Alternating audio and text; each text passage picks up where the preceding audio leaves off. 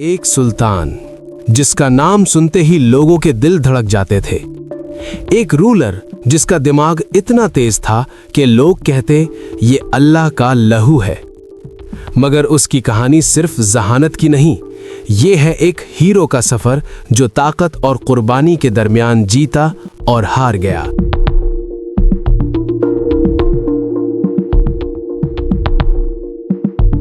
तेरह सौ 25 का दौर था।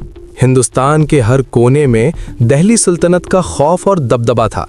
इसी वक्त एक नया सुल्तान ताज पर बैठा, सिर्फ एक हुक्मरान नहीं बल्कि एक विजन का मालिक। उसके लिए सल्तनत सिर्फ जमीन नहीं थी बल्कि एक निजाम था जो अक्ल से चलना चाहिए था। लेकिन कहानी यहीं से मुश्किल होने लगी।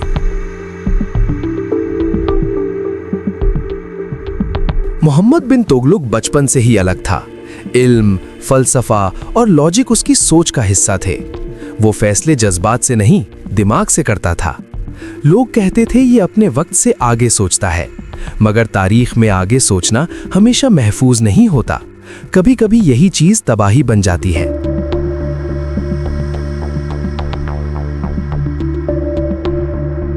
उसका सबसे बड़ा फैसला था दारुल हुकूमत का तब्दील होना, दिल्ली से दौलताबाद।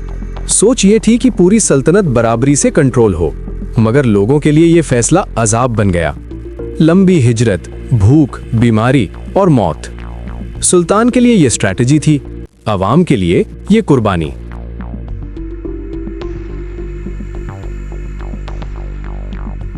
फिर आया एक और मुनफरिद ख्याल, टोकन करेंसी।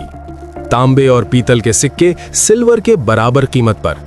दुनिया के लिए ये एक इनकलाबी सोच थी, मगर अवाम तैयार नहीं थी। जाली सिक्के, महंगाई और माशियाती अफरा तफरी।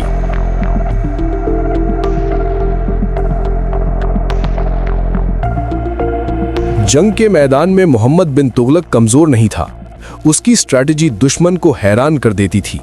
वो सिर्फ तलवार से नहीं, दिमाग से लड़ता था। लेकिन बार बार की मुहिम्मात और खर्च ने फौज और खजाना थका दिया। हीरो अपनी ही जंगों में उलझता चला गया।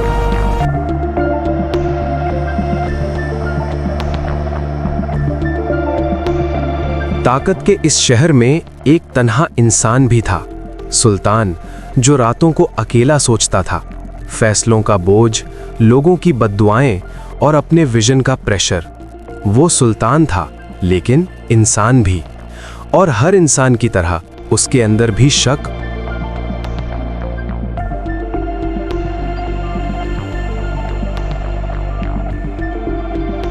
और फिर बगावतें शुरू हो गईं। हर तरफ से आवाजें उठने लगीं। लोग कहते थे ये सुल्तान जुल्म कर रहा है, मगर सच इतना सीधा नहीं था। वो जुल्म नहीं, निजाम बनाना चाहता था।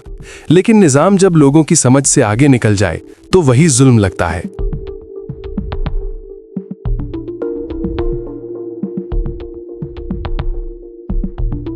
मोहम्मद बिन तुगलक इल्म का कदरदान था। उलमा, स्कॉलर्स और थिंकर्स उसके करीब थे। वो सवाल करता था, बहस करता था, सीखता था। उसका जहन एक लाइब्रेरी था। मगर सल्तनत सिर्फ इल्म से नहीं चलती, जमीन पर चलने के लिए अवाम का साथ भी चाहिए होता है।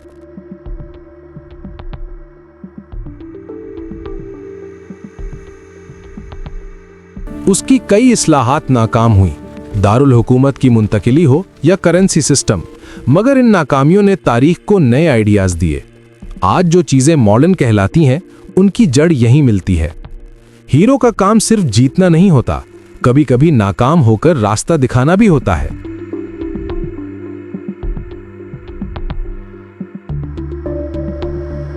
अवाम ने सिर्फ अपना दर्द देखा, भूख, सफर और बेचैनी। सुल्तान ने सिर्फ अपनी जिम्मेदारी देखी। दोनों अपनी जगह सच थे। ये कहानी किसी एक के गलत होने की नहीं, ये कहानी है फासले की, हुक्मरान और अवाम के दरमियान। और यही फासला सल्तनत को कमजोर कर गया। तारीख ने मोहम्मद बिन तुगलक को अजीब नाम दिए। कोई उसे पागल कहता है, कोई जालिम, कोई ज़हीन। सच शायद इन सब के बीच है। वो अपने वक्त से आगे था और अपने वक्त का बोझ भी उसी ने उठाया। हीरो और विलन के दरमियान एक शख्स।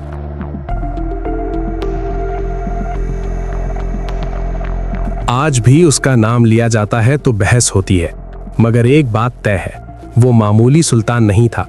उसके ख्वाब बड़े थे, उसकी हिम्मत गहरी थी और उसका अलमिया ये था कि दुनिया उसके साथ चल नहीं पाई। हीरो जो अकेला रह गया।